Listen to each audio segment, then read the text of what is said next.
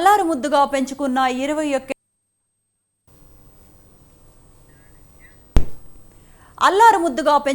21 ఏళ్ల పిల్లి అలియాస్ పొట్టి మృతి చెందింది. అంబర్పేట్ డివిజన్ పటేల్ నగర్ రాజయ్య వీధిలో జూలూరు శ్రీదేవి కుటుంబం ఈ పిల్లిని పెంచుకుంటున్నారు. అయితే తీవ్ర అస్వస్థతకు గురైన పొట్టి తెల్లవారుజామున చనిపోయింది. దీంతో ప్రాణంగా పెంచుకున్న కుటుంబ సభ్యులు కన్నీటి పర్యంతమయ్యారు. బంధువులు పొట్టి పార్థివ దేహంపై పూలమాలలు వేసి నివాళులర్పించి అంత్యక్రియలు నిర్వహించారు. పొట్టి మలమూత్ర విసర్జన టాయిలెట్లో మాత్రమే వెళ్లేది. పాలు, చేపలు, చికెన్, ఐస్ క్రీం ఇష్టంగా తినేదని శ్రీదేవి కుటుంబ సభ్యులు కన్నీటి పర్యంతం అయ్యారు.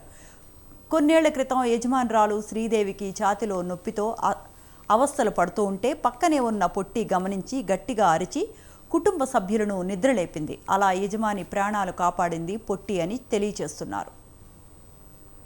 మా పిల్లి 2004 సెప్టెంబర్ 19న మా ఇంట్లోనే పుట్టింది. దానికి ఇప్పుడు 21 ఏళ్ళు.